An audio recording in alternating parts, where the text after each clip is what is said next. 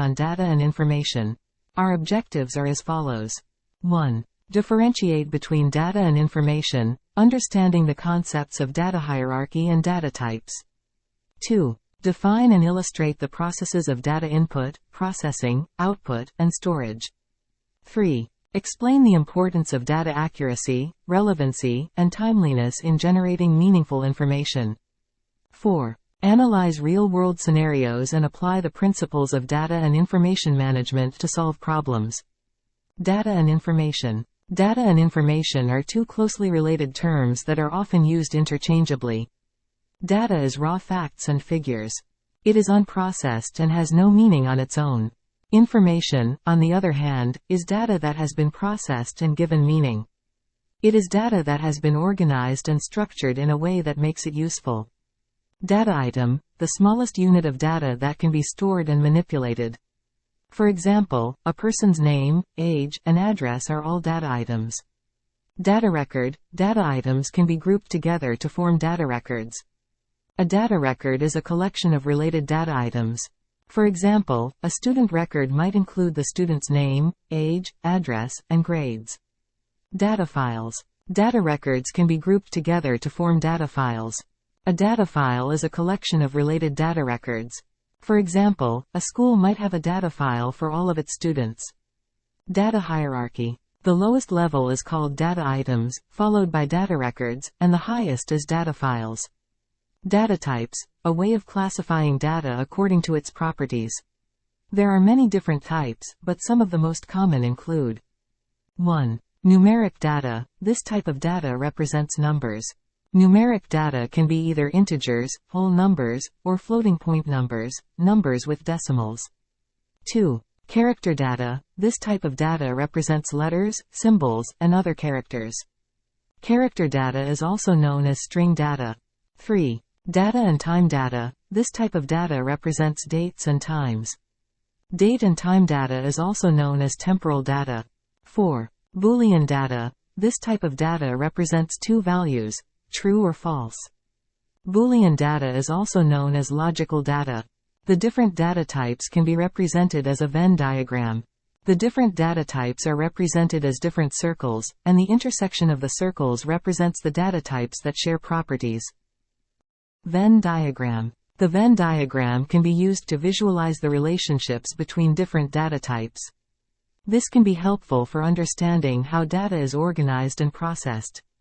Process of data input, processing, output, and storage. The data processing cycle is a series of steps that data goes through from the time it is entered into a system until it is stored or output. The four main steps in the data processing cycle are: input. This is the process of entering data into a system.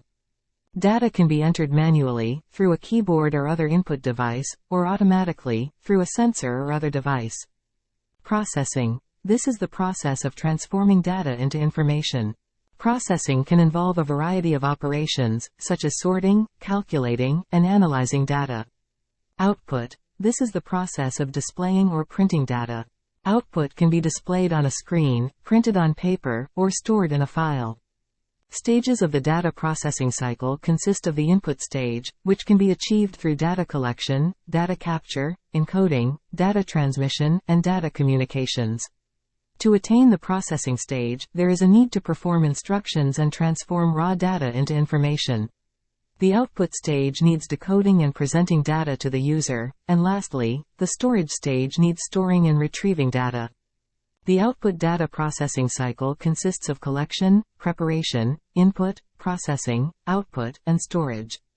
Storage. 1. This is the process of saving data for future use. Data can be stored on a variety of media, such as hard drives, floppy disks, or CDs. Data processing cycle is a fundamental concept in information technology. By understanding the data processing cycle, you can better understand how data is processed and used. Here are some examples of data processing. 1. When you enter your name and address into a website, the data is input into the system. The system then processes the data to verify that the information is correct. The processed data is then output to the screen, and the information is stored in the system's database. 2. When you use a calculator to add two numbers, the calculator inputs the numbers, processes them, and outputs the result. The processed data is then stored in the calculator's memory. 3. When you take a picture with a digital camera, the camera inputs the image, processes it, and outputs the image as a digital file. The processed data is then stored on the camera's memory card. Data accuracy, relevancy, and timeliness. There are three important factors that can affect the meaningfulness of information. Accuracy. Data accuracy refers to the degree to which data is free from errors. Accurate data is essential for generating meaningful information. Relevancy. Data relevancy refers to the degree to which data is relevant to the task at hand. Relevant data is important for generating meaningful information. Timeliness. Data timeliness refers to the degree to which data is up to date. Timely data is important for generating meaningful information. If data is not timely, it may not be accurate or relevant. Tips for ensuring that data is accurate, relevant, and timely. Use reliable sources. When collecting data, it is important to use reliable sources. This means using sources that are reputable and have a good track record of accuracy. Validate data. Once you have collected data, it is important to validate it. This means checking the data for errors and making sure that it is consistent. Keep data up to date. It is important to keep data up to date. This means regularly updating the data to ensure that it is accurate and relevant. Data flow diagram. A data flow diagram, DFD, is a visual representation of the information flow through a process or a system. DFD helps you better understand process or system operation to discover potential problems, improve efficiency, and develop better processes. Data flow diagram symbol.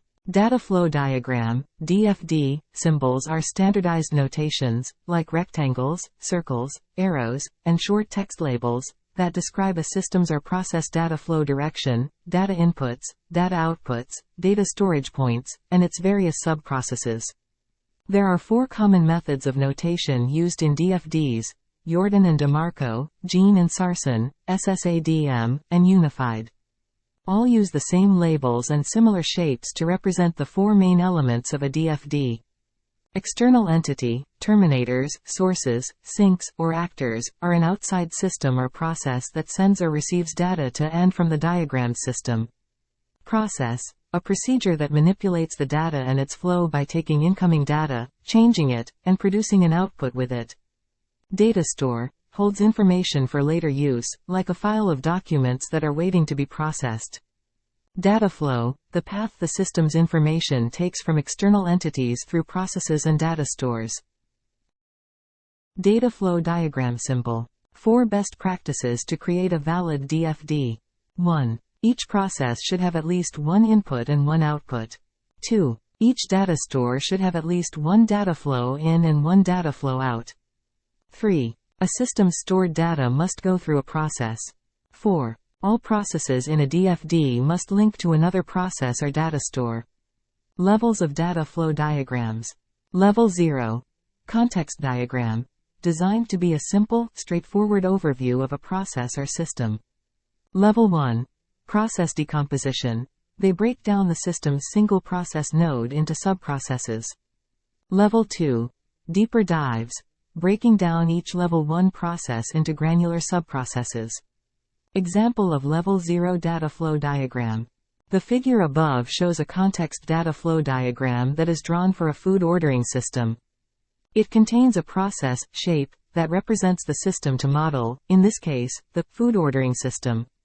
It also shows the participants who will interact with the system, called the external entities. In this example, the supplier, kitchen, manager, and customer are the entities that will interact with the system. Between the process and the external entities, there is a data flow, connectors, that indicates the existence of information exchange between the entities and the system. Level 1 DFD. The figure below shows the Level 1 DFD, which is the decomposition, i.e., breakdown, of the food ordering system process shown in the context of the DFD. Read through the diagram, and then we will introduce some of the key concepts based on this diagram. The food order system data flow diagram example contains 3 processes, 4 external entities, and 2 data stores. Based on the diagram, we know that a customer can place an order.